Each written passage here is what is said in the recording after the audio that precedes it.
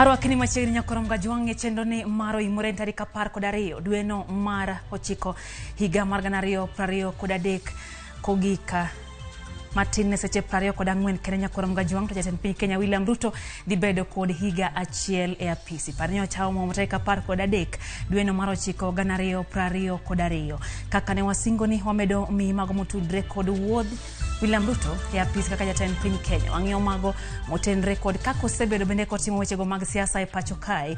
Bende wang'io ni bende osechopo singo manomiyo ganda jo Kenya.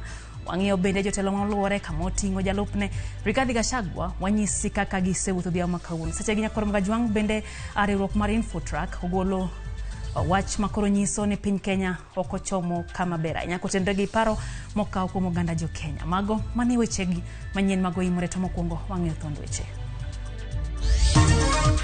Kuja kufika maeneo karibu labda kuangalia kinachosibu maeneo yetu kupata ni marehemu anatolewa kwenye shimo la choo. Ni kitu ya kushangaza sana. Sasa hata tunashindwa security kwa aje. Ringre nyar saloon Jane Mwende oyudi e bugo moro mar choo mlolongo bang' lal mare. Aput mawinjo ng'ur mag duond buche otamo ODM riembo jood bura 4 manyocha gilando ni gisechako chenro mar golo oko. Our new president and his team have a difficult task ahead. Karuto rwako higa achiel e telo. Have a difficult task ahead. Karuto rwako higa achiel e telo.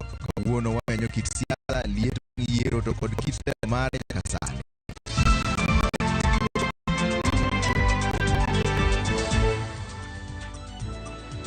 Harwakini machiegni nyakorom gajwang' chendo maro imore sa en 3 mar otieno.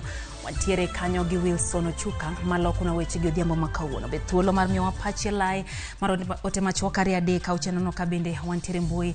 Wantiere YouTube live, Facebook live, X bende kachi nyalo miyo wae pachi.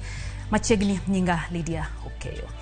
Miyo majasuko mane ogo ripode ni olal jumbe 2 mokalo e kardak mamlongo koro yudi ka osenegi kendo ringre owiti e bur mar choo kilomita manok kuok e kare mar tich. Jane Mwende Mwanzia nolal tarik 25 dwe mokalo kendo apisas mago kwach kich osebedo kamanye. E kar ot ma oyudi ringre no oyangore ni en mar achiel kuom achije ma itudo gi nek mare.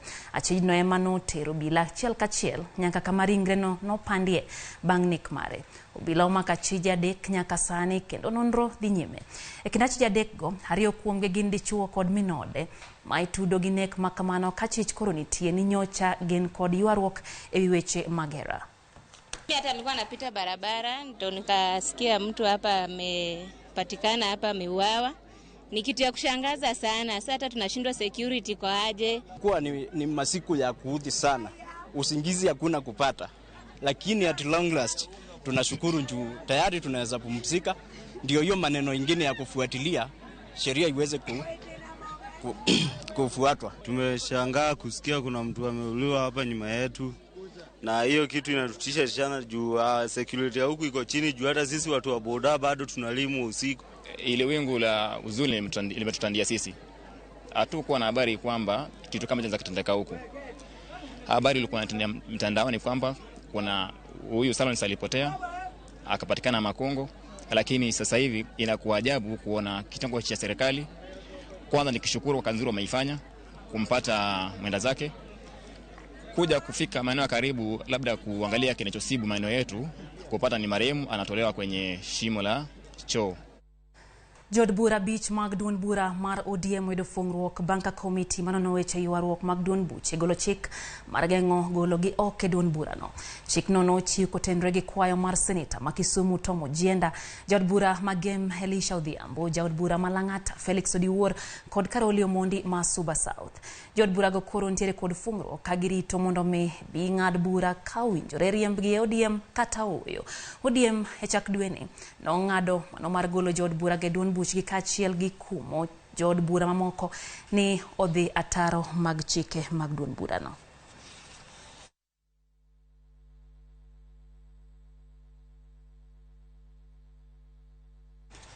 Kapod wang'eyo mago mag siasa nyakoram gajwang jotelo mag duond bura mar UDA e alwora ma Nyanza kotene kod jaod bura machon Manyatike Omondi Anyanga kod Charles Owino okone tendo ODM mondo mi owe yuare kod jokanyo mag UDA e gwenge ma Nyanza.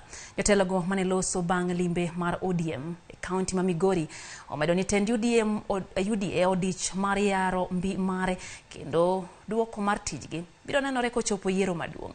Bende gichayo kang' ma ODM keto godo liet na jotelo ma owuok oko mar tiyo gi sirikal e chwalo dongruok ne jopiny.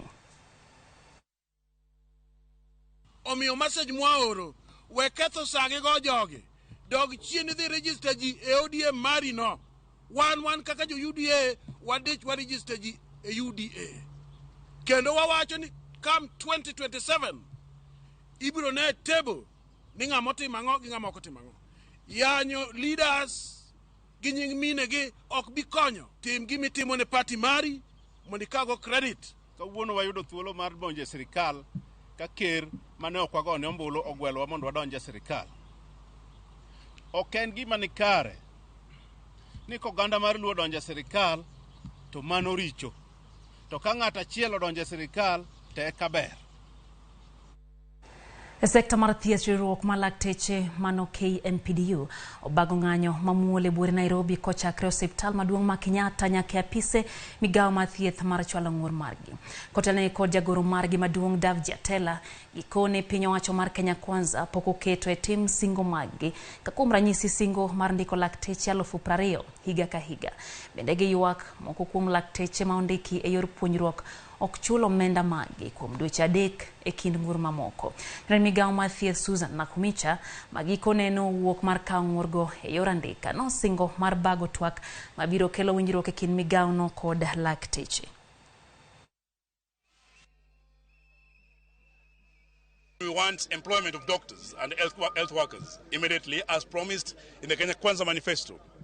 Number 2, we want the collective bargaining agreement that is now a court order of 2017-2021 to be implemented. If the government is still asking for more time, they have time. This is a demonstration. We will have another demonstration probably in the next 2 weeks. If we don't get a result to these matters, another 2 weeks we'll have another demonstration.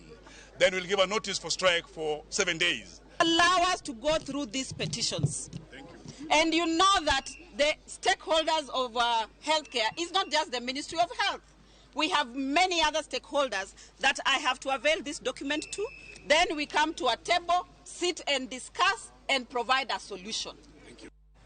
Sirikal ma pacho ka koro chano mar chako chenro mar timo andika ne opande manyien manyasani mano mar Maisha Card makoro dhineno ne opande ma oganda osebedo katiyogo owitoko.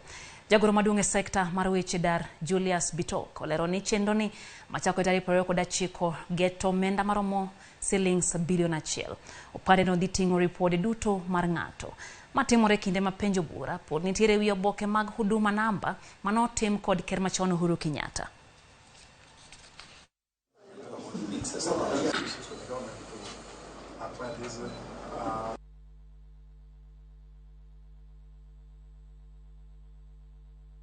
We are going to put a timeline so that we give Kenyans time.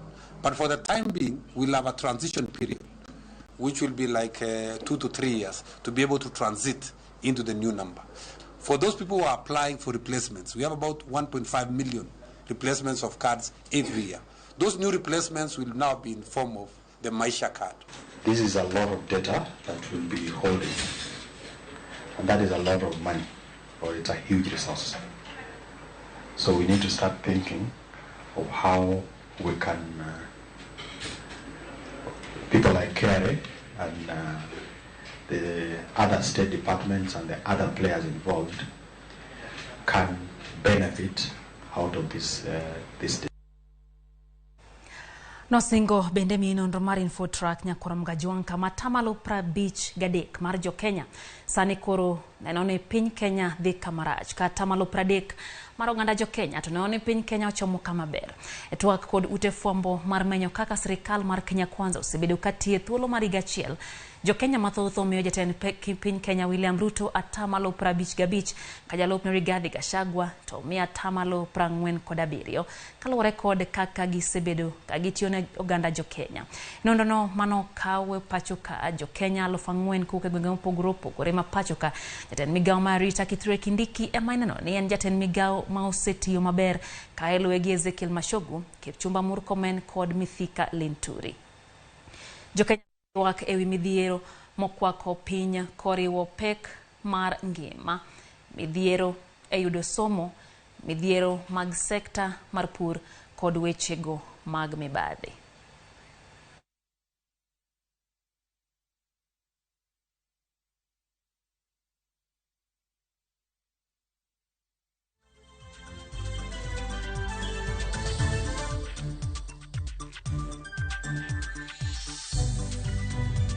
Dakika inochiko nyakwar mgajwanga bang' sadek marotieno chenro en oimore kapok wachako wechego motenre kod tend William Ruto boi gachiel nyakwar mgajwanga kayo macho kata kamano arwako pachi chenroni mako jwang David Omondi ni kata wacho ni ntiere nyakach Nyabondo Ramogi TV chopo yo makare kende wacho ni kete mana kare chakruok nyaka giko. Nyango Alana mano mar Kamata wacho ni ntiere kod kata kamano wacho ni gima Ruto setimo en mana chunge wigari ko wacho ni gigi ema gibro timo ni kendo gin mano yiergi lakini wacho ni pok neno gimotimo.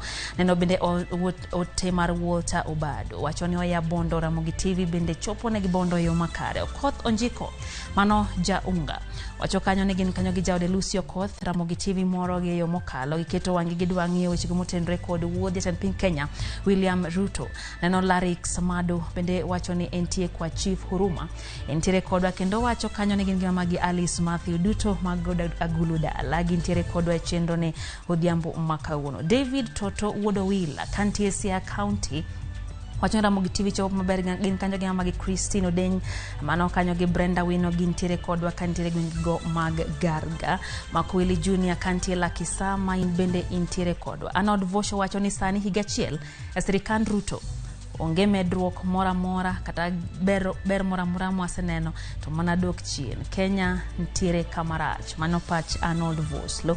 Kaito Engineer Lazaro Kanyamboko wacho ni osechopo sama koro odwa chako nono tije governors ma pacho kabinde. Wacho ni higachiel oromo timo keto governors ratil. Wacho kanyo ni henthula bende koro governors winjo chak kete ratil. Haya, Onyango Alan wacho ni ntiere kodwa chenro kaito Collins Osuru mano jakanyagwal wacho kanyo log teacher maradweny Kenya Lake Conference mano gendia since 1906 kaito wacho ni Ramogi TV chopo gendia yo makare. Kamano Collins ene wote kanyo mar Awala Junior wacho ni Ndirubi Orphanage Nyakach Ramogi TV chopo yo makare. Otis Nyakora Nyawade wacho kanyo ni lendo mar Infotrack wacho ni jogo chal ka gima wuondo oganda jo Kenya en sindo mwalo okoyie gi nonro mogol gi Infotrack kanyo. Kaito Maxwell Odhiambo wacho ni en bende entiere kodwa kae kata kamano wacho ni okia kuma piny Kenya koro dhi chomo. Mzee Omanga wacho ni ntiere kodwa kendo weche gi donje e yo makare kata kamano wacho ni en weche mag siasa to noweyo chono miyo onena lakini gimo wache onge. Erokamano nyakora mgajwang med miyo wapachi wantiere Facebook kacha live namba wa mara ote machuoke na 360 wadugo gi weche mathoth ahinya to wuodh Ruto riga chiel mosebedo apisi kete mana ka chenro eno imore.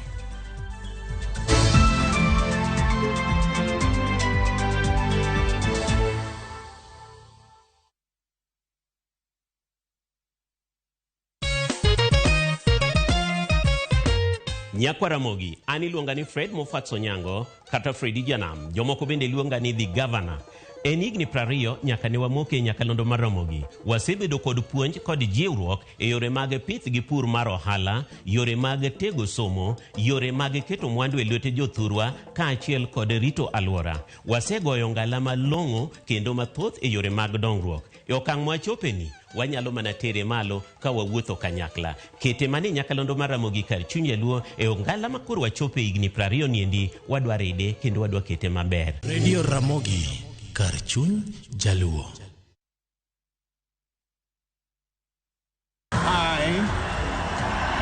William Samoei Ruto. Tumeanza kupiga break kuongezeka kwa gharama ya maisha. The next couple of months the dollars will come, the exchange rate will come below 120 shillings. Hiyo mtungi itatoka shilingi 2,800 mpaka shilingi 500 ama 300. As a country, we can buy fuel in Kenya shillings. Chieng' tich adek dwe mar 9 higa mar 2023 Ruto e higa kuku mar wach chakre sa 12 odhiambo nyaka sa 4 otieno achiel kachiel e Citizen TV, Ramogi TV, Inoro TV, Citizen Digital, Radio Citizen, kod View Sasa. Wekelea na shabiki kaende. Ile siku ulipigiwa kaambiwa $500,000 ndio hiyo John. Ulisikia aje? Nilistuka. Nilistuka sana. Mimi shabiki na nade kuplace tena. Toka Kikuyu Sub County. Kazi yangu nafanya kazi ya agent. Sasa wakati nilipigiwa simu, sikuamini. Ndio wa kwanza ulipigia nani baada ya kupigia bibi yangu nikamwambia mimi ni mshindi. Kesho jitayarisha tunaenda Nairobi. Nilikuwa nataka kufunga kuku. Na hiyo sasa ndoto yangu naona kama imetimia. Wekelea na 50 bob pekee for a chance ya kuomoka na 500k. Lazima kaende, yende kila wiki. Mimi nadai wote twende hivi. Play responsibly. Betting can be addictive. Not recommended for persons under the age of 18. Authorized by BCLB. License number 416. Candace, what's that? I brought you a small bonus. Bonus for what? You got us 299 family dinners, 64 kisses on the cheek, 12 road trips to see grandma, 42 jokes from daddy, 49 laughs from mommy. In over 60 years of dealing with numbers, we've learned that the numbers that matter the most to you are the ones that matter the most to us. NCBA Bank. Go for it. It's another holiday and the little ones will be all over in your space. Why not let them meet Tilly, AJ, Kim and Pendo for some great inspiring stories in the Hummingbird Tales. You know, as we grow up, we can change what we want to do. And for parents, sit back and let the little ones enjoy their favorite cartoon on View Sasa, the safest place for kids' content. There's a lot more to learn. Dial *487*1# or visit viewsasa.com to renew your subscription.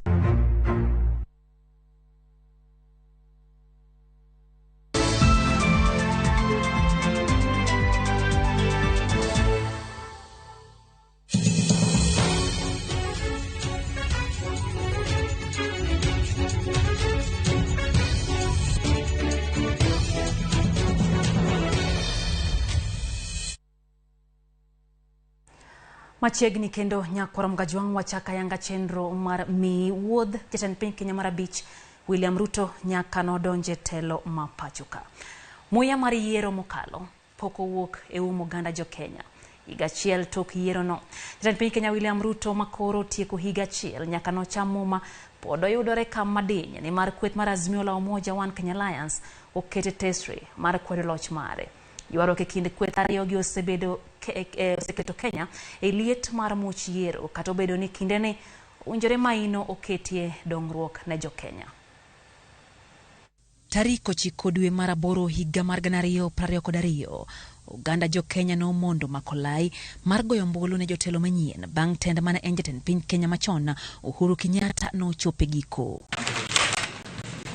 Duoko mar yiero no yango William Ruto kaka jatend piny Kenya mar abich. Ruto William Samoei, number of valid votes 7,176,141. Figures announced by Mr. Chebukati are null and void and must be quashed by a court of law. In our view, there is neither a legally and validly declared winner nor a president-elect. Kata odoko ni Azimio la Umoja One Kenya Alliance ne ochwalo ng'ur mar kwedo yiero mar Ruto doho, yiero no pod ne opodhi gi doho no. There was no evidence of a man in the middle server configured to the IEBC's VPN network, and no evidence was produced to show that the chairperson of IEBC and staff were part of the arranged conspiracy. William Ruto ne ochako tich ayanga bang' chamo matarika 13 dwe mar 9. Kata kamano, much yiero pok olal. Jopiny pod medo ng'weye nene kendo chike itgi ne weche ma otenre kod yiero no. Mana ndalo manok bang' Ruto ka otelo, kweth Azimio la Umoja One Kenya Alliance ne owuok oko apiaya kendo ramo ni ok giyango yiero mar Ruto. Dwaro margi maduong' ne en mondo mi yaw mbui mar ombulu mondo mi yangi jaloch. And that is why we are saying open the server. Ukifungua server itaonyesha mkate ni ya nani. Mwenyewe ya kule peke yake. Until the server opens and we know the truth, we are not yet. Ruto bende ne owuok oko mar siro loch mare ka owacho ni ne oloyo yiero mokalo chung' ma kamano mako nyaka chieng' kawuono ma osekawo higa achiel e opisi kapod oparo ne Jo-Kenya duoko mar yiero ma owacho ni ne oyudo loch. Kaka yor neno ni johera mag giwigi ok owil gi wach mar kwedo yiero mar Ruto, Azimio la Umoja One Kenya Alliance ne ochako chenro mag ng'anye pacho ka. Mano mar kwedo ten Ruto kendo sundo ni yaw mbui mar ombulu kata server ne gidwaro bende ni mondo tim lokruoge ne duol mar IBC. So maybe it is time that we begin again now a review of our constitution to look at what works and what does not work. A rogue IEBC is another institution that requires thorough reform. The chairman is acting like a rogue, alone. Now he's being hero worshipped, becomes a hero by the judiciary. Ng'anyo go ne orocho chenro mapile kapile mapachuka. Sisi kama watu wa Nyanza na Wajaluo sisi hatutaki chakula yako, hatuna njaa. Hatutaki maskari, tunajilinda wenyewe. Wakenya wanakufa. Ukienda kule Baringo, ukienda Turkana, ukienda Northeastern, Wakenya wanakufa. Wamama tunaumia. Hata mimi nimebeba hapa sufuria. Unga. Bei ya unga imesinda bei ya sufuria. Mheshimiwa Ruto alisema akiweka Biblia chini, unga inaanguka, gasi inaanguka, petroli inaanguka. Lakini baada ya siku 100 kuisha, akasema apewe mwaka moja. Ruto ko jalupne nowuok oko mar kwedo ng'anyogo kendo omako chung' motegno ne Azimio pod ok oyie loch mane ologigo e yiero mokalo. Kaka yor kweyo much yiero ma osebedo kata tok yiero mokalo, kweth mag riwruoge ka oriwo mago mag jodolo koda mag pinje maoko osebedo ka kwayo winjruok e kind Azimio la Umoja One Kenya Alliance kod Kenya Kwanza kendo kwayo mondo josiasa oket tenge pogruok e kindgi kaka yor keto maine dongruok kendo thegore gi weche mag yiero mane orumo higa achiel mokalo. Right, Honorable Raila Odinga and all agreed leaders to seek other avenues to address the merit-worthy issues. Jatend piny Kenya William Ruto wuon ne ogoyo bade piny kendo kwayo Azimio mondo mi oyie owere gi ng'anyo. Ne okoni oyie mar timo lalruok e wi weche ma Azimio ntiere gi ng'ur. Kwayo makamano ne orwak gi Azimio la Umoja One Kenya Alliance mane oyie mar chungo ng'anyo kendo chako twak. Jameni, kuweni na heshima kidogo. Wachaneni na masufuria kwa kichwa. Hata muweke sufuria kichwa siku ngapi, hata muandamane siku ngapi, gharama ya maisha haiwezi kupungua kwa kuweka sufuria kwa kichwa na kufanya maandamano. Gharama itapungua tukisaidia wakulima wazalishe chakula. We reaffirm that we in Azimio la Umoja One Kenya Coalition are ready and open to a genuine, honest and transparent dialogue in the interest of Kenya, devoid of some of the grandstanding and intransigence we are witnessing from some in Kenya Kwanza. We agree that a balanced process spearheaded by members of parliament from both sides and backed by experts is an appropriate way to proceed. Gikone winjruok osechako mienjo e kind kweth mar Ruto kod kweth Azimio ma otelne gi Raila Odinga ka koro nyocha giye mano mar chuga put mar twak e weche makelo ng'ur. Twak makama dhi nyime Bomas of Kenya ka otelne gi Kalonzo Musyoka ma otelo ne Azimio la Umoja One Kenya Alliance kod Kimani Ichung'wa ma otelo ne Kenya Kwanza. Dwaro mag twak oriwo koda ka timo lokruok ne duol matao yiere pacho ka IEBC, menyo duoko mar yiero mokalo, timo lokruok ne pend chike moko e katiba e kin mamoko. The National Dialogue Committee in its third meeting today has had very, very successful deliberations. And we have been able to review the progress we have made since our last meeting. Therefore, we are within time, and we have been able to deal with almost all the preliminary issues that, as we appreciate, the technical committee has been working on, and they have made very good progress. Kata kamano, kweth mar Kenya Kwanza to podoramo ni ok gibipogo telo ne Azimio la Umoja One Kenya Alliance ka Azimio bende onyono pinya ni ok gidwar nusu mkate. Unatutisha ati kama hamtanipea nusu mkate, kama hamtaweka national accord, nijue venye nitajiingiza mkono kwa serikali. We are not interested in any form of handshake, in any form of sharing of political power with anybody, and in any form of involvement in the affairs of government. So this obsession with handshake, with nusu mkate, with power sharing is totally uncalled for. Jo Kenya pod oketo wang'gi mar neno ka winjruok mochwere biro bede kind kweth ariyogo kendo kweyo ywaruok motenore gi yiero mane osetim higa achiel mokalo. Lydia Okeyo, Ramogi TV. Campaign ne obagi. Yiero no tim kendo jaloch mar yiero no mane en William Ruto no landi kaka jatend piny Kenya. Kata kamano, Ruto pod nenore kama ok mbek tole jiwo mbi mare mar siasa. Higa achiel bang' ka otele pacho ka jatend piny osebedo kaluorore tunge Kenya kaloso gi jopiny kendo ywayo gi korka kore. Jafwambo mar Walter Nyambaga menyo ni wakit Ruto kaka jal ma odagi bolo siasa piny.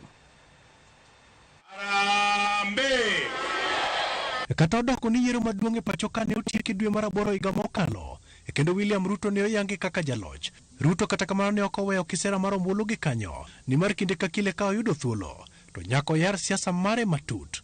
Kuom thuolo mar higa achiel kata mana tok yiero, jatend piny mane igeno ni biro thegore kod siasa kendo chiko maino mare tije ka owere kod siasa, mak mana ni mano ok en adieri ma otimo gi sani.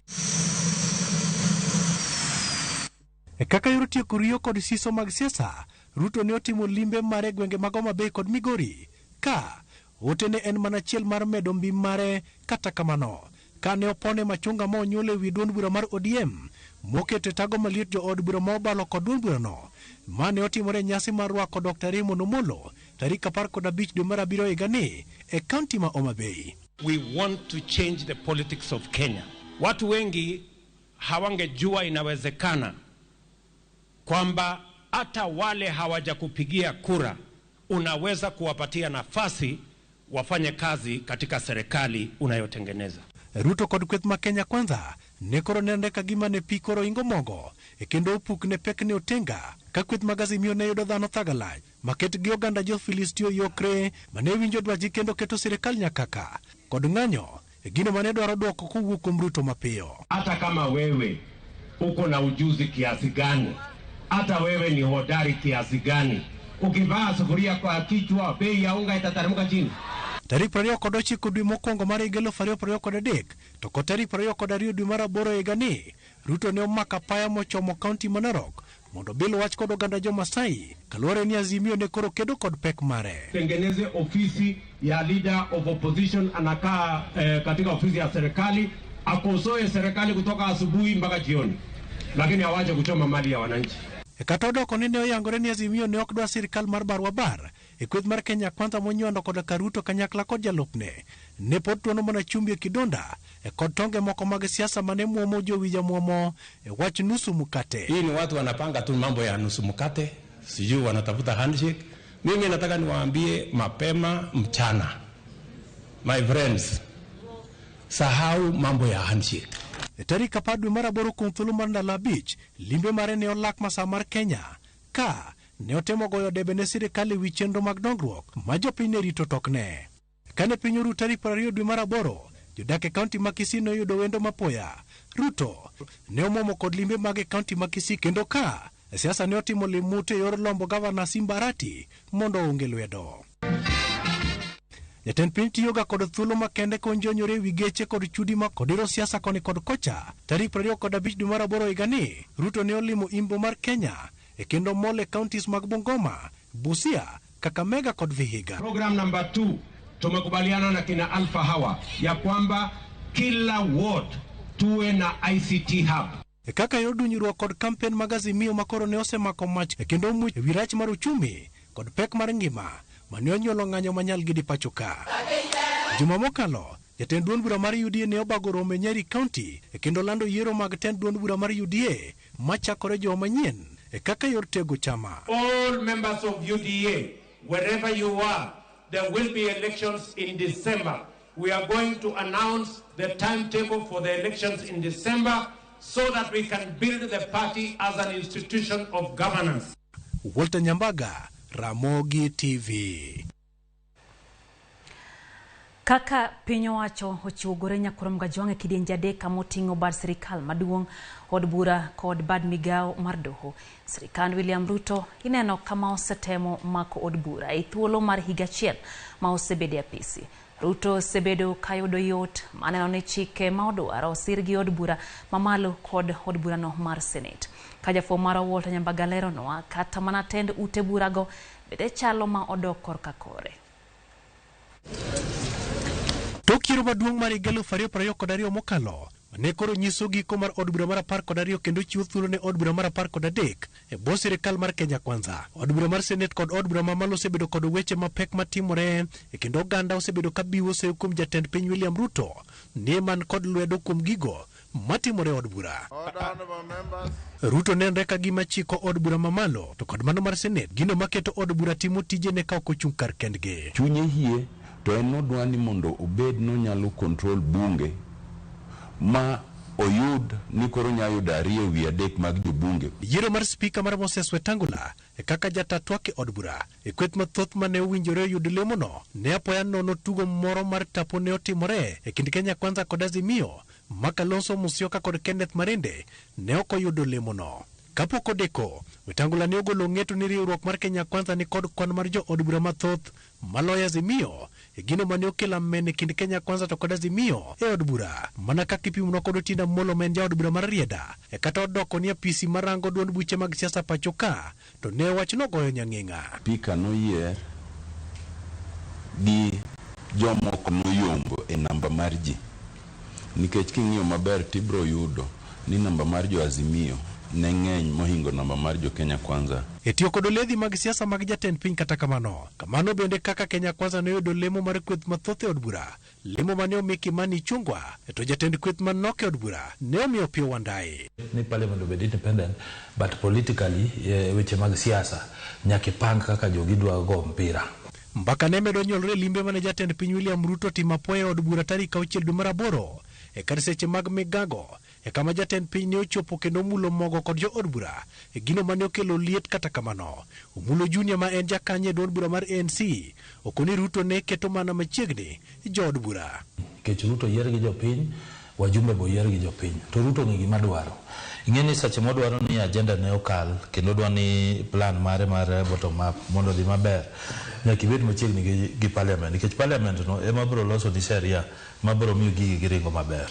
Ruto bende ne oluongo romo kod jo od bura ma Kenya Kwanza ma omiyo gi lai mag pogo lemo mag kamiti e od bura. Jatend piny ne ogwelo jo od bura mage kar jot ma jatend piny kendo miyo gi chik mondo gikal chik mar omenda mar 2023 gino mane jo od bura kalo kata bed ni moko kuomgi to ne jur kendo moko e kaka ja od bura ma Kiambu Anwar Muradha to ne okawo chung' matenge. President William Ruto bedo ka karomo gi parliamentary caucus mage.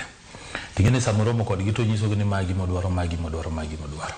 Kora apart from sharia mantie moket ni arms gi onego bedni pogore, nitie politics be.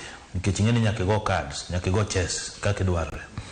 Ka in gi numbers e parliament to in gi advantage. Nikech nyiso ni ing'eni parliament ji timo gimiluongo ni voting. Sama gitimo voting ka in gi namba yot mondo ikal policies magi mapiyo piyo. Adier maduk sani en ni od bura obed mar Senate obed mar National Assembly sani ichiko gi jo executive gi piny owacho. Ker control majority to gidwa ni gi control nyaka minority bende. Mama ok oluwore gi chik at all. E kaka weche ne medo medore wi kaka ta weche od bura, yiro mar jatend piny ne medo bedo kod lwedo e od bura. Ne oyangore tarik 26 dwe mar auchiel e kinde mane jalup gavana ma Siaya William Oduol ne otony thich oko e nyim Senate e kendo kweth Kenya Kwanza mane ni opara manyime e chung kode. Koro gima notimo ok no opimo ne gi yamo. No lobby gi nikech ngene dino ko luongo gi mo explain ne gi gima gidwaro. I'm very sure ni MPs dino tamore nikech ingeni gima Ruto timo ber, gima ber kode leadership nani en iluongo ni hands-on. Oketo lwete gimoro amora. Koro no wuoyo kod gi mo explain ne gi ma jogo oyie ni enyewe nyaka wachol pesa mang'eny. Kalore kod auka makudhe od bura, moko kuom jo od bura mag Jubilee kotelne kod Sabina Chege ne ochako wuoth ndeme kendo chako tia chwiny kod jatend piny William Ruto. Azimio kod ichwang' mare ni ong'udhe oke lemo mar jalup jatend kweth manok e od bura e kendo wile kod mak mwenje. Kata kamano, Spika Wetangula ne odiro wach Azimio no e bwo lalo nyaka kawuono. Nwakete kaka deputy whip. Kano osechopo nong'ado ni gin gi jo Jubilee gidhi tiyo gi joka, leader wa mar minority no wacho ni mondo gol nyinge mondo ket nying Honorable Mwenje. Nyaka sani speaker pod obet e gino. Ing'eni ka ng'ato biro mo obedo loyal kuom imo wacho no do tiyo kodi mose kalo odok komachielo. Ing'eni kanyo kanel wet Ruto won to ne oketa yango ni odwaro kweth mag jogo maketo sirikal tesre. Kata kamano, Azimio ywak ni nitiere thoth mag jo od bura mag Azimio mosebolne gi oduma kendo tar kata tenga mag jatend piny sani oumoge. Koro gima ng'eyo ni gima Ruto en focus nikech odwa no kete tesre. En wach miwuoro ni William Ruto wacho ni en odwaro jo opposition motegno, kendo momiyo wacho no dwa ni mondo waket kom miluongo ni leader of official opposition e bunge kendo wakete pend chik. To samo wacho kamano no totema hinya mondo wabunge moyiere opposition mondo ng'adi mondo tikode. Matin ni macha en wacha ok en wach mokete chunye. Kuom tiyo machiegni kod jatend piny William Ruto, moko kuom jo od bura kaka mag ODM koro osekaw ni gi okang' mar thich gi oko e duond bura mar ODM. Kamoko to osego fwai mar $1,000,000 to duond bura mar Jubilee to osechwalo ote ne spika mondo mi thul oko Sabina Chege e kom mare mar jalup jatend kweth manok e od bura. Ibro yudo kendi neno pile ka ker mar Ruto tema hinya ywajo Azimio mondo dog kore. Gisani jowa manoyiere ODM madhi aboro nyocho ywayo mondo kore. Jatend piny William Ruto bende osese kum chwe sidho jolup jotend migepe 52 e kata odoko ni od bura ne odwoko ne listi no kendo lero ka od bura ka olero ni chike ne ogogi opingo. Walter Nyambaga, Ramogi TV. Kuom thuolo mar dweche 12 mokalo, jalup jatend piny Kenya Rigathi Gachagua koro osebedo kagoyo siasa mano mar kiro weche kaachiel gi rakore kod jotelo wetene. Gachagua oseluoro jotelo mathoth e pacho ka kochakre gi jatend piny Kenya machon Uhuru Kenyatta, Mama Ngina, ogai mar Azimio Raila Odinga kod mamoko. Jafwambo marwa Chris Owino kolonwa kido mar siasa ma Gachagua osegoyo higa achiel nyaka ne piny owacho mar Kenya Kwanza kaw telo thurka. Rigathi Gachagua. Tarik 13 dwe mar 9 higa mar 2022 e alak ma Moi International Sports Center Kasarani, piny Kenya ne orwako telo manyien, telo ma jatend piny Kenya mar 5 Dr. William Samoei Ruto kod jalup jatend piny Kenya mar 12 Geoffrey Rigathi Gachagua. Mheshimiwa naibu wa rais. Kapok gweno omwonyo bando, auka mager ma jalup jatend piny Kenya mar 12 Geoffrey Rigathi Gachagua ne ochako kudho kendo uko josiasa mapacho kae. Jatelo mokwongo mane auka mar Gachagua okadhogo ne en jatend piny Kenya machon kendo osiepne machon Uhuru Muigai Kenyatta. E nyim jotelo ma oke pinje maoko kod oganda jo Kenya, Gachagua ne omako amen mar wach kod Uhuru Kenyatta kendo dunye kuom ketho uchumi kaachiel gi weyo aguch Kenya nono. Our new president and his team have a difficult task ahead. The truth of the matter is that we have inherited a dilapidated economy that is facing almost an economic shutdown. We have a 10 trillion public debt. 6 million Kenyans have no employment. 14 million Kenyans are in CRB. We have a demoralized public service. E weche mane geto Uhuru kod piny owacho mare mar Jubilee, Gachagua ne oparo ne jo Kenya midhiero kod sand mane gikale kuom siro lwedo William Ruto motelo ne yiero mar 2022. I want to tell the people of Kenya that today is a great day. Freedom is here with us. I want to tell the people of Kenya that finally you are free. Kenya is now a democratic country. You don't have to look back when you do something. All Kenyans are free to associate with whoever they want. It became a crime in this country to be afraid of William Ruto. It is only that it was not put in the penal code. Higachiel bange, Gachagua pok okwe, pod orudo kendo buogo pau siasa. E mano mane omiye nying marach, Gachagua ne oketo elela ni joma wuok e gwenge mane ogoyo ombulu ne piny owacho mar Kenya Kwanza ema biro yudo lemo madito e sirikal. Maonge wich kuot, Gachagua ne owacho ni joma ne ogoyo ombulu ne William Ruto nyaka yud kum, ka oyango ni tije maduong' en neno ni joma ne ogoyo ombulu ne Kenya Kwanza okochopo e State House mar yudo lemo e sirikal. Hii serikali ni kampuni na ni ya shares, si ndio? Ni ya shares. Kuna wenye kampuni, wale wako na shares mingi, kuna wale wako na chache, kuna wale hawana. Sasa nyinyi mliinvest kwa hii kampuni ya William Ruto na Rigathi Gachagua. Sasa lazima mvune. Ngire Peter Wanyande, japuonj weche siasa e mbalariany ma Nairobi, sayo weche mag Gachagua ka owacho ni jo-Kenya duto goyo osuru kendo nigi ratiro mar yudo dongruok. Ng'ata mago osuru kata no support sirikal or not en kod stake e sirikal no maka development itimo to nego tim kwende te makata ka appointments itimo e sirikal to konego ng'ini jogi noko go kura kata jogi nogo kura. Anyuola ma jatend piny Kenya mokwongo Mzee Jomo Kenyatta ne oyudore e lweny machielo kod Rigathi Gachagua e kar dwe mar Ang'wen higani e wi jokedo mag Mau Mau. Mabiro kalure kod weche mane owach kod Mama Ngina Kenyatta e kinde mane oleme kod achiel kuom jokedo mag Mau Mau mosenindo Field Marshal Muthoni wa Kirima. E duoko mare, Gachagua ne onyiso Mama Ngina Kenyatta mondo pogne anyuola jokedo mag Mau Mau nus mag lope mag familia mar Kenyatta kar sayo serikal. Nimefurahi sana kuona watu jana wakisema wanafikiria sana vile watasaidia watu ya Mau Mau. Hata kama hawajasaidia kutoka 1963 hawajachelewa, sababu Mau Mau na watoto wao wako na shida. Ile tunauliza tu ni wasaidie na njia ya maana. Ile mashamba yote walichukua ya Mau Mau waangalia hata kama ni nusu, wape watu ya Mau Mau na watoto yao ni kiwemo. Ichwang' mag Rigathi Gachagua ne odhi nyime kendo lwar ne ute fwambo mapacho kae e kinde chakruok mag ng'anyo mag Azimio e dwe mar Ang'wen higani. Kane oloso e nyasi mar alam mar duoko erokamano e kaunti ma Kakamega, Gachagua ne oseyo ute fwambo mapacho kae kuom tiyo kanyakla kod riwruok mar Azimio e yiero mar 2022. These media people, Prime Cabinet Secretary, don't worry about them. These are Azimio people. They are part of Azimio. So you should not be bothered about them. They joined Azimio to run fake opinion polls. They wrote headline after headline that William Ruto stands no chance.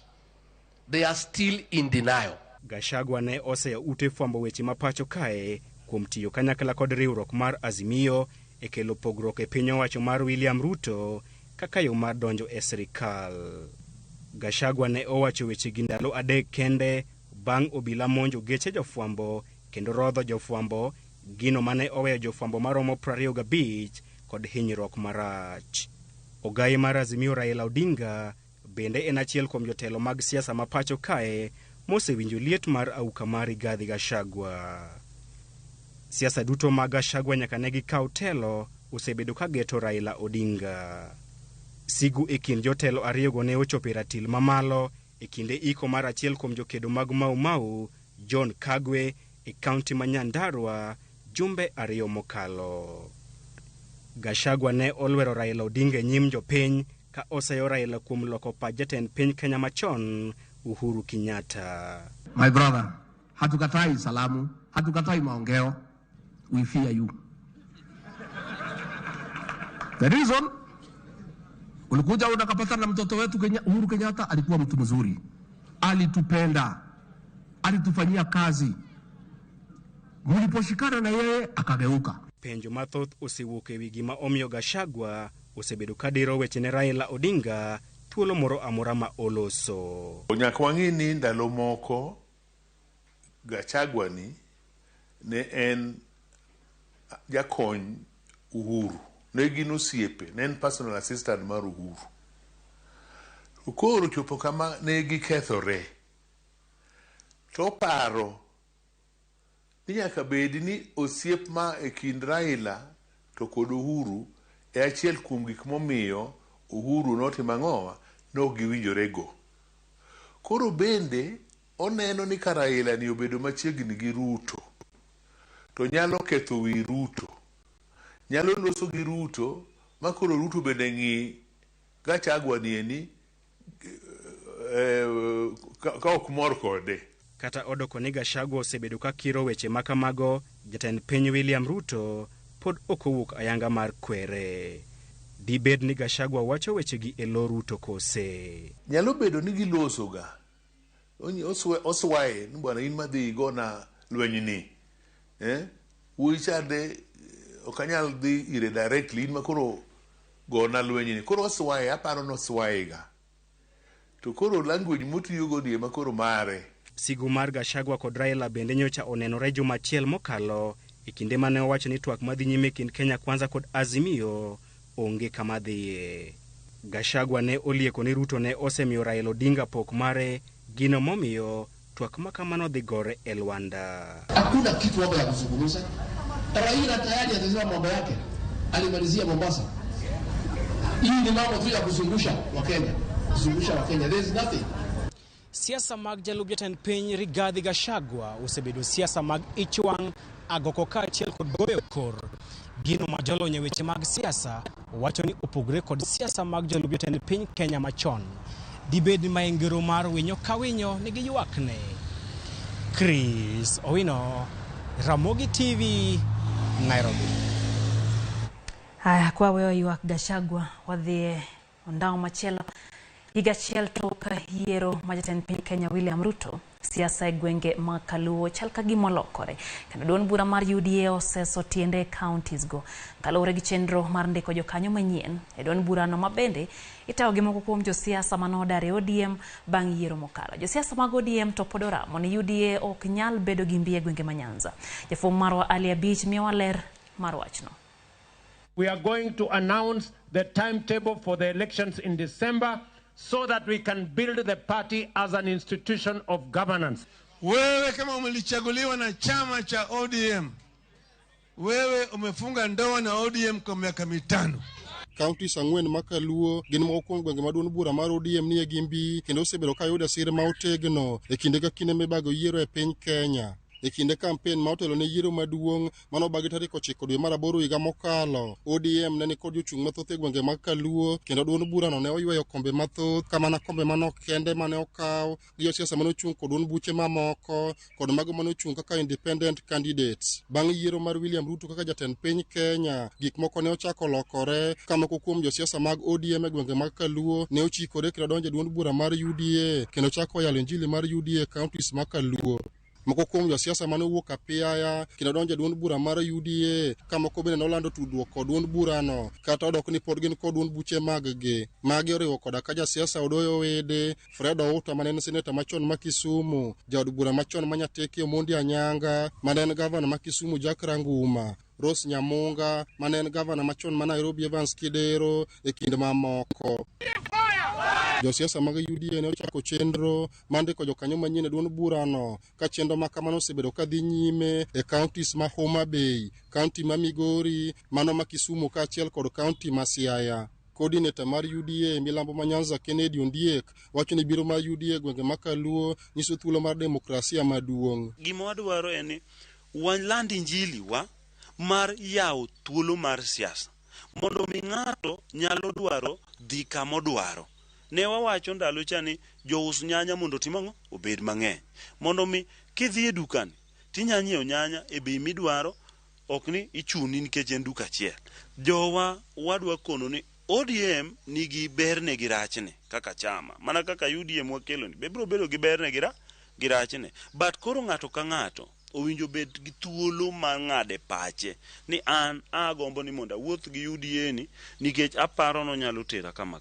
Then ng'ama chielo wacho wadwa an to UDA uni to kadwar an weura bedong' ODM. E kinde yiero ma okalo, duond bura mar UDA ne okudo kom moro amora e counties makaluo ka sani duond bura no osingo piem mayete kombe ma opogore gi ODM e yiero mag 2027. Ok wabi wuoyo e chama machielo.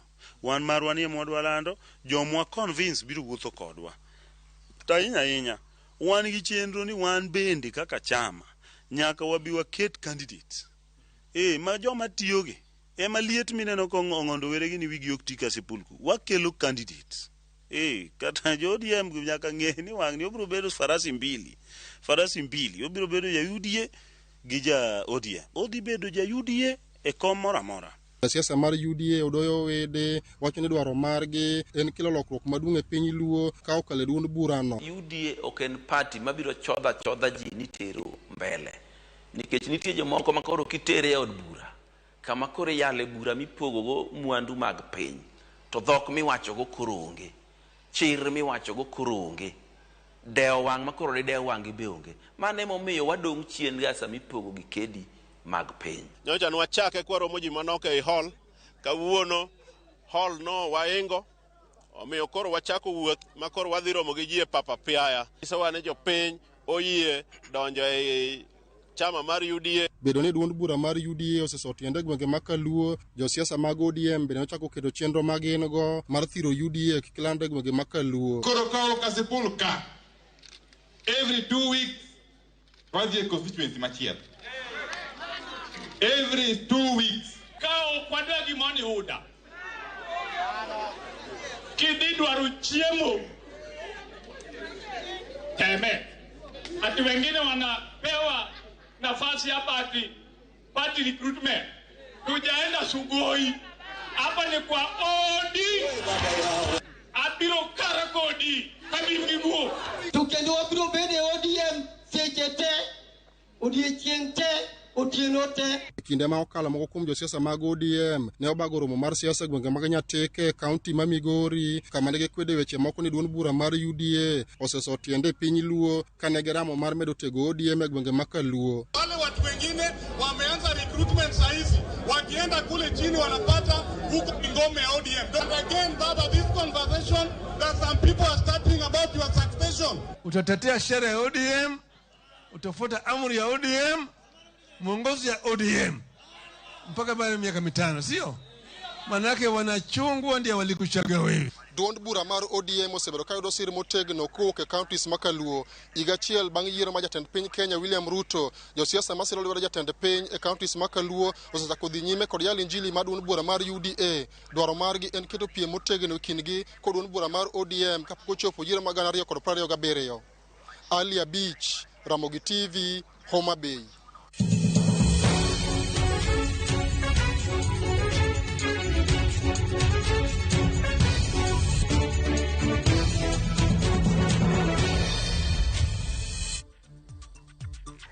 Korom gajwanga chuny mbaka motenre kod wuodh William Ruto kaka jatend piny Kenya mar abich higa achiel. Kiny bedo e Ramogi TV, Citizen TV, Inoro TV, mago wang' jowi magi duto mantiere e bwo kambi mar Royal Media Services. Kiny wabago twak nyakorom gajwang'. Wadhi bedo kod welo kanyo en twak ma okidwano bayi omiyo koro mano wagwelo ni agwela gima biro mbele. Kata kamano kiny en e chuny twak mabende wadhi kelo ni twak ademba. Wakao yo matin kata kamano no ka otemo kodonjo ka Baba Twins Onjinyo. Wacho no wuoro ka jatend piny Kenya osetemo keto limbe nyime moloyo chopo singo manomiyo ganda jo Kenya. Ongwena Elias wacho ni kadem Ramogi TV chopo yo makare kata kamano wuoro ka komi Kindiki atamalo 59 kuom tich maber kaka jatend migao mararita. Wacho ni sani korka Al-Shabaab nego obila mag GSU e gwenge malamo. Kato wacho ni mar ariyo Kindiki kanyakla gi ogai mar obila Koome nyocha otiyo marach gi teko mar obila kendo ne gihinyo oganda gi tear gas ndalo ng'anyo. Kato wacho ni sani kore miya puoch gi pak gi migepe ni en motiyo maber. Haya, Ami Onyango wacho ni nitiere kodwa chenro kaito Faith Mzoma ni kacha ka intie Malindi wacho ni nitiere kodwa chenro dani mano kanyo atwech kantire Bondo. Haya, Awino Nyarogola wacho ni kaumos. Regan Omondi Regan wacho ni wenoyo makare kaito wacho ni kara chuonyo pala Ramogi TV chopo negi yo makare. Bende kacha aneno ote mano ote moya ira Ongwena Elias kendo kacho wacho kanyo ni weche gichopo negi yo makare. Sara Singa neno otima kanyo wacho ni kete mana kaira Ramogi TV kata kamano giwa makodhogi en twak kata kaka jatend piny jatend piny Kenya osebedo kawuoyo. Kaito neno ka Benta Charles to wacho ni chal kagima Rigathi nitie gi wach gi Raila Odinga mano pache. Wacho ni sani jo UDS chako siasa motegno chal ni giyuko jamna sani emomiyo giyudo dhano mang'eny. Kuom jongo yo matin ari adek auchiel namba marot machoka bende wantire mbui kacha live Facebook, YouTube gi X duto nyami wapachi hoyo matin wadwogi mathoth kore kwa mago mag tuke. Kikidhi mabor.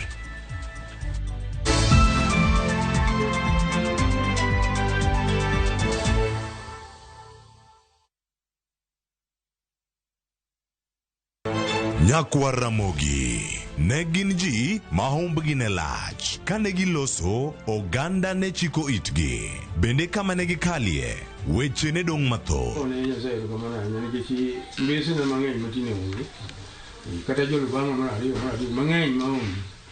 Noero sort out dispute. Kata kamano oganda osepenjo ni gin kanye to gitimo ang'o to mosenindo anyuola gi paro gi nade. Igni mose kalo ne gin jok ma ideo to kata mana sigand gi bende ne wuoro. Gisani awuok oko mar manyo gi kata mana nyola margi mondo wami mathoth kama gintiere to kod gino magitimo. Riuri gi Walter Nyambaga ka okelo ni chenro marwa manyien mar gin kanye. Kik bai mana Ramogi TV.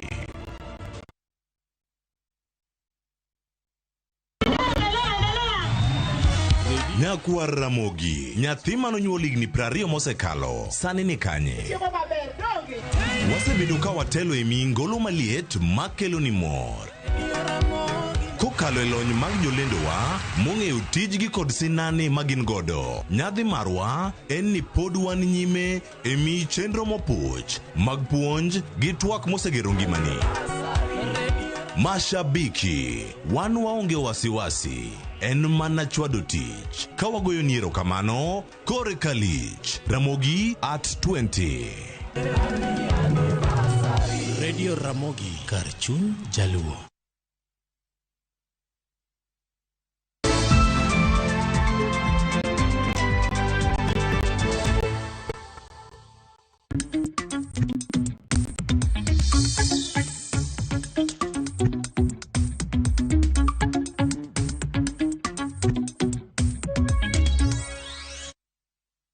Machiegni kendo nyakwa Mgajwang wadhi mbele gi weche manyien. Migao mar pii kaunti ma Migori kotenre kod obila otima pedha ne jogo ma ok chul nengo pii ji matudo pii odundu mag pii e tok chik. Tend kaunti ya Migori lero ni ji ma ose kenegi pii nitiere kod gope ma ok tin ne milion 34. Kaunti no bende wito pii ma ok chule atamalo 48. Apisa maduong' e migao mar pii kaunti wa Migori Fidel Majiwa owacho ni pedha ni dhi konyo kelo lokruok e sekta mar pii ma osebedo kod midhiero mar kuo mar pii kod gope.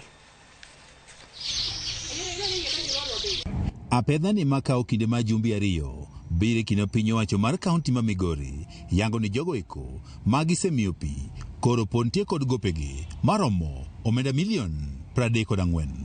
Kaunti ma Migori bende wito pii moko chul ma idendo kaka non-revenue water maromo atamalo 48. Non-revenue water as it is now stands at 48%. And we have a lot of debts owing up to 34 million. We are being mandated to protect water critical infrastructure and support measures being undertaken.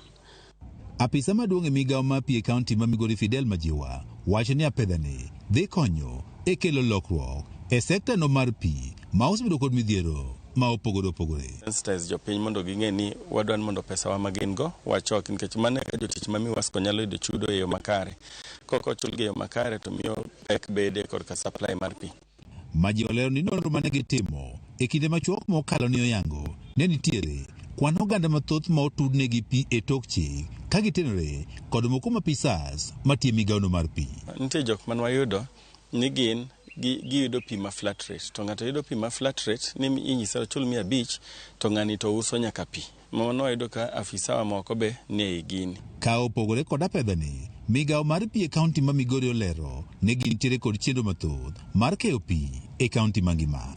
We have some ongoing projects, last mile project that is intended to connect some other 4,000 connections. E seche ma migawo mar pi e kaunti ma Migori wacho ne gikore mar neno ni oganda duto e kaunti ma Migori yudo pi maler. Dwaro margi en ni oganda bedo koro ti machiegni kod piny owacho mar kaunti ma Migori mar geng'o kuo mag pi. George Juma, Ramogi TV, Migori. Jo ohala ma uso scrap koro wacho ni kuo mag chumbe moti osedok piny kod 70% chakre ne lornegi to yawnegi ohala no higa mokalo. Jakom jo scrap Kenya mangima Evans Ng'ang'a wacho ni ng'ikruok mane nitiere mane miyo moko kuom chumbe kwale nderni kod weyni machwalo teko stima koro osedok piny. Piny owacho noloro ohala no kuom dweche 3 higa mokalo bang' jonjore moko ma itudo kod uso mag scrap muko sirnoi ma oting'o weyni machwalo teko mag stima. Jagoro mar riwruogno Gladys Macharia bende wacho ni kambi mar Kenya Power ema ok osebet karito mwandu ge yo makare, ka bende ramo ni jo scrap osepuonjo jokanyo mondo mi kik muk chumbe mag gik ma oger makonyo oganda. There are some elements of some few things that have been affecting the industry, like the vandalism. The association has tried to fight vandalism, and it's gone down by over 70-75% due to the cohesive working relationship with the government.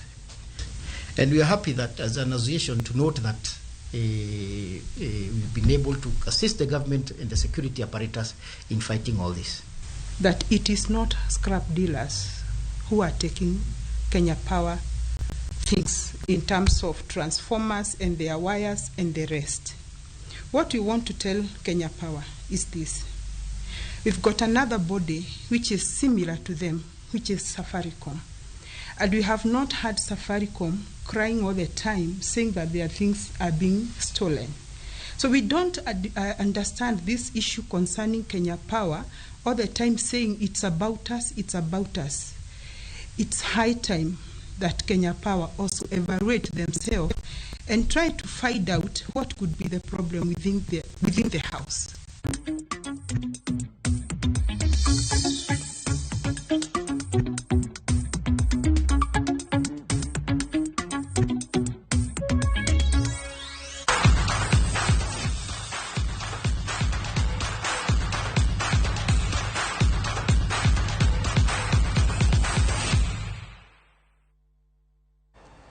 Mago mag tuke nyakor mga juang gol mar jatugo Tito Kelo nomno tim mar Sudan mamilambo loch mar gol achiel kuom nono kindgi gi tim mar Harambee Stars e lap ma Kasarani. Harambee Stars no chako tugo no gi jotugo mano oyudo loch tielo mokwongo mag tuke osiepe kindgi gi tim mar Qatar. Kata kamano weche no obedo mapek bang' Okelo matugo ne klab mar Police loyo gol no makende e dakika mar 2. Stars biro chako timo ikruok ne tuke mag manyo tiko mag pinje duto ka kocha mar Stars Engine Frat to pod golo weche molero ne thiro dongruok mag Harambee Stars.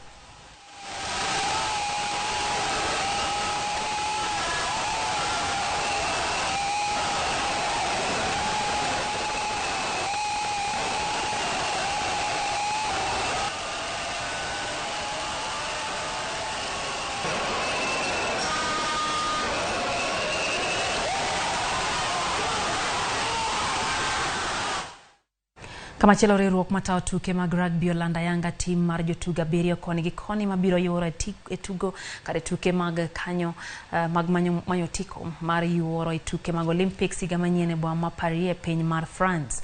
Kocha mar Shujaa Kevin Wambua nitiere kod geno ni tim no nitiere kod lony mathoth kachiel gi jotugo matindo mabiro konyo Kenya yudo loch kendo ng'ado tiko mag Olympics.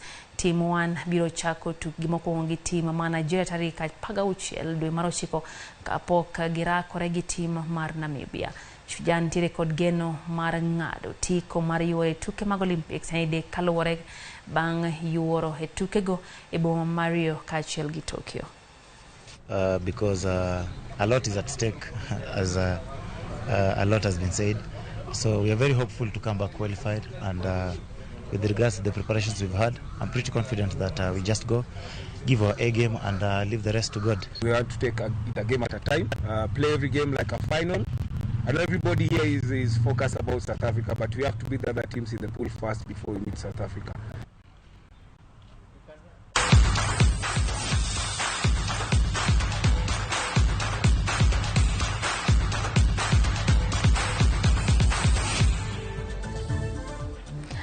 Gikanye mwatieke chenro ni maro imore nyakura mgajongero kamano in michwalo ote magi aneno kanyo ka janeno marwacho kanyo ni ntiere Ramogi Kanyamkago mano kanyo tis tinga ganyo wacho kanyo ni en bende osebedo ka ntiere kod weche no. Vincent Ndia kantie Junction Ndia wacho kanyo ni en bende homora hinya gi weche gi mag oimore.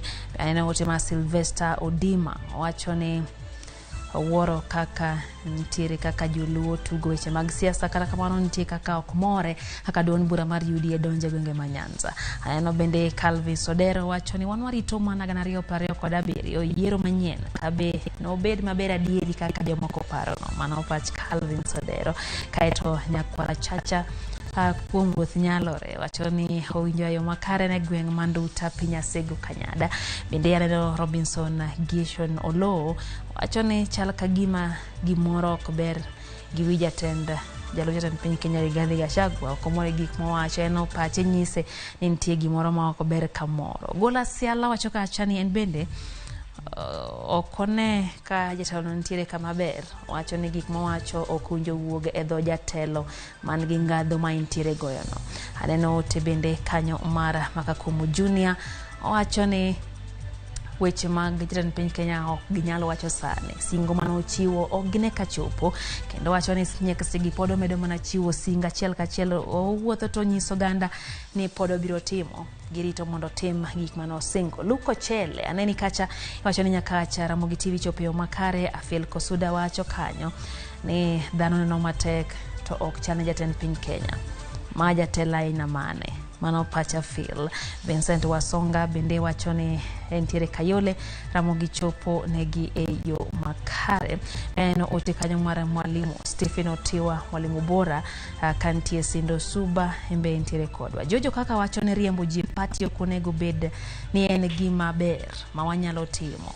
Wacho ni finally Kenya nyaka bede achiel kinde ma ng'ato tiyo kata mana banga ng'ato osechamo.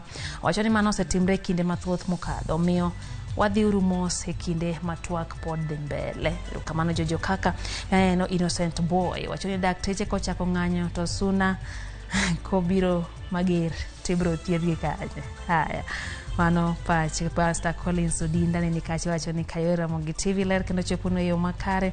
Bende aneno kanyo ote mano mara janeno amaya lungure ni Linet mano Mikai Kelo kentire kodo nyakora mgajwang nikech sayi na mnalora gikani kech weche thoth kwa jako somo okang no tiekero kamano kuom kete mana kachendo mara imore kaka singo ni Kenya no ber kod chuny twak Royal Media Services ubago yitwak nyakora mgajwang twak mar ng'iyo chakre sa 12 odhiambo nyaka sa 5:30 en twak mano mar keto ratil tend William Ruto higa achiel nyaka no kawa pisi dhibiro ni achiel kachiel wang' jowi mari miro mara Ramogi TV, Citizen TV, Noro TV ne jogo ma winjo dhok machielo no bende twag no dhibiro achiel kachiel en twak ma ok idwano bai kiny tich adek sa 12 odhiambo nyaka sa 5:30 mar otieno. Achiel kuom gik ma jopiny nigo en ng'iyo kaka jatelo tiyo negi kendo kinyagolo duondi demokrasia ma pacho ka oyieni gol duondi nyakora mgajwang Kata kamano en thuolo mabende wabro chiwo ne nyaka jopiny mondo gol pachgi bed thuolo kodwa.